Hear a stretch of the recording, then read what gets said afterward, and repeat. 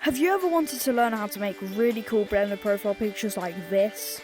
Well, if you have, this is your video. So basically, in this video, I'm going to teach you the basics of Blender, some tips that might help you along the way in Blender, and the best rig and the best settings to use when you're making profile pictures. So let's get straight into the video.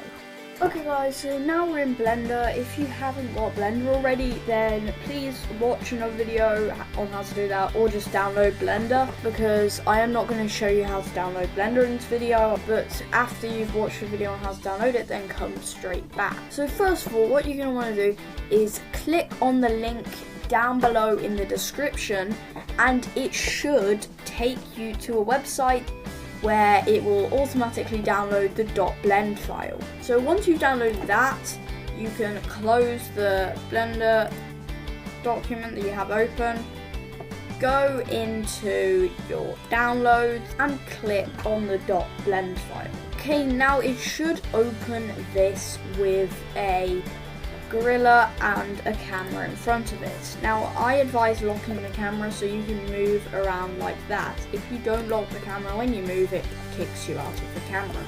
So I advise locking it so it's easier to move it around. Now the first thing you're going to want to do is click on the gorilla's name. Then go to edit mode in the top corner so you can type up a new name.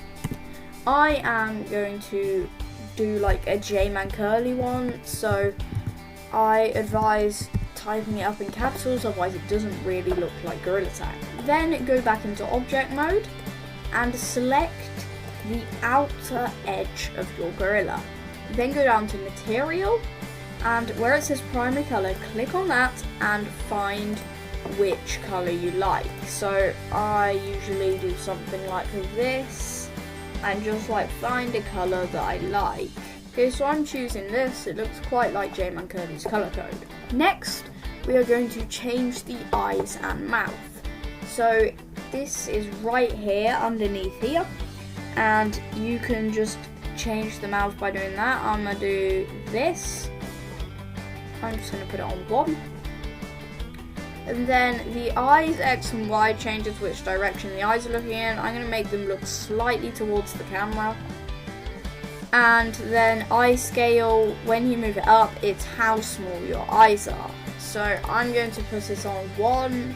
Actually no, I'm going to put it on 2. So they're not the biggest they can be, but they're not really small. Then you can put it on screaming, which is like when your monkey is talking.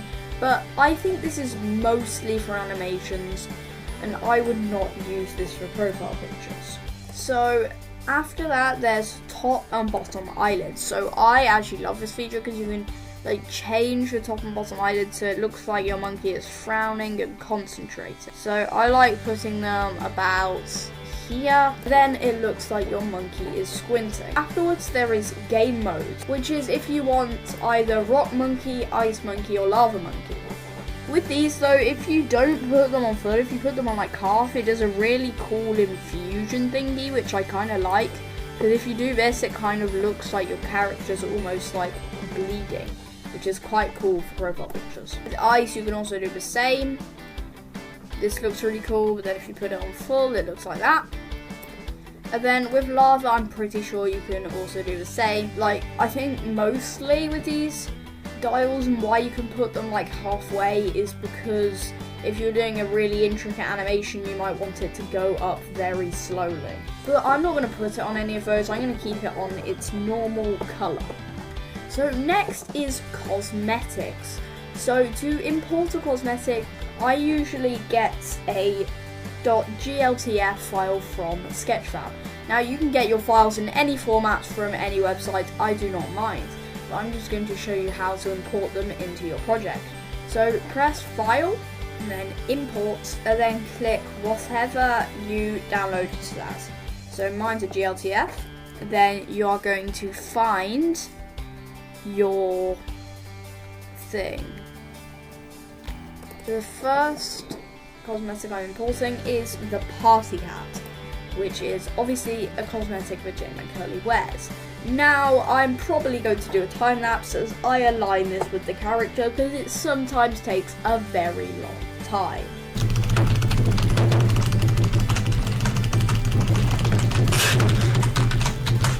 guys, now I feel that the party hat is positioned nicely on my gorilla, I am going to add my next cosmetic, which is the rosy cheeks. So again, I go onto the import menu, then click what I imported it as, and then you need to find your cosmetics. So I'm going to import the cosmetic pack. Well, it's not really a cosmetic pack, it's just like cosmetics, and it's the one that has the rosy cheeks in. So now we're just going to delete everything that we don't need. You can see the rosy cheeks right there, and click on all of it, delete all of it, and then just keep the rosy cheeks. Now I'm probably going to do another time lapse as I again align these with J-Man Curly.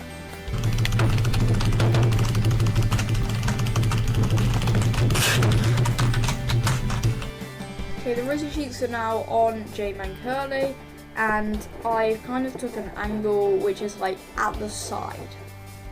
Now we're going to import our final cosmetic. So we're going to go to File, Import, not GLTF, whatever you imported it as, and then find our final cosmetic. Okay, now you may guess by that little outline what we have imported, but if you haven't already, it is the finger painter badge. Now, J-Man Curly obviously needs this badge, but it looks like it's a bit too big, so we're going to scale it down to 0.75.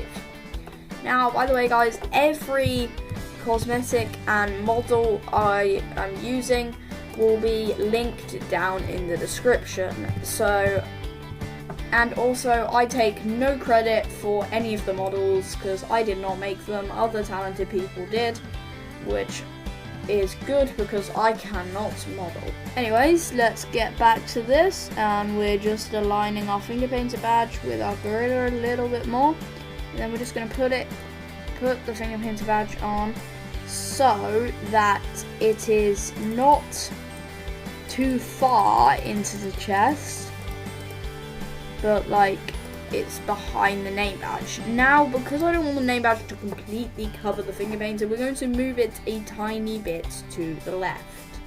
So we're going to use the x-axis and move it a bit. There we go, that looks perfect. And now we are going to add one final thing that I'm not going to show you guys yet. I think it will look really good. So I'm going to blur my screen and put it in a time lapse as I add my final thing.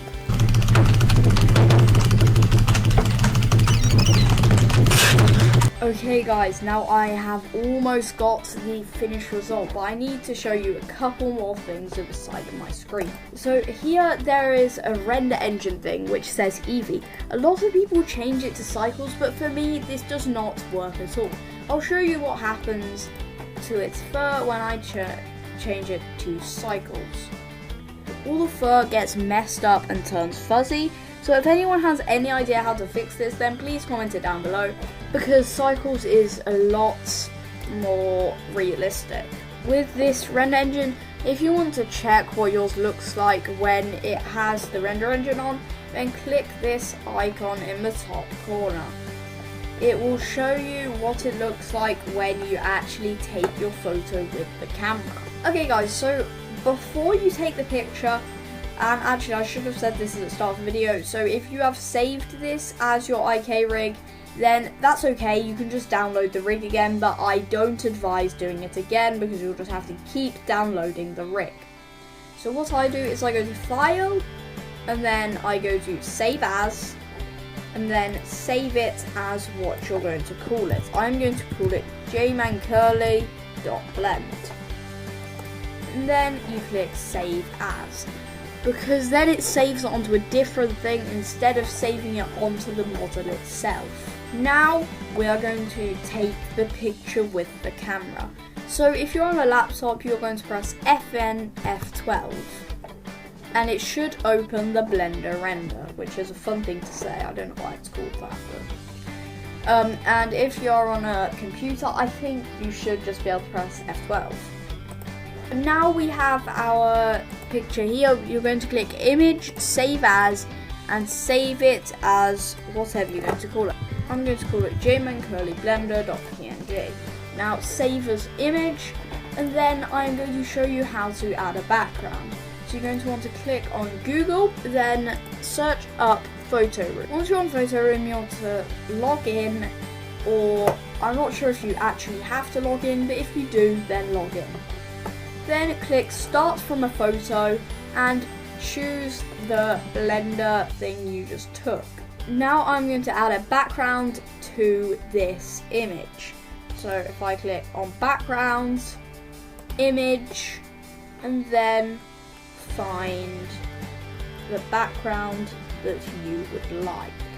I'm going to choose a black honeycomb type design, and I am going to download this as jmancurlyblender.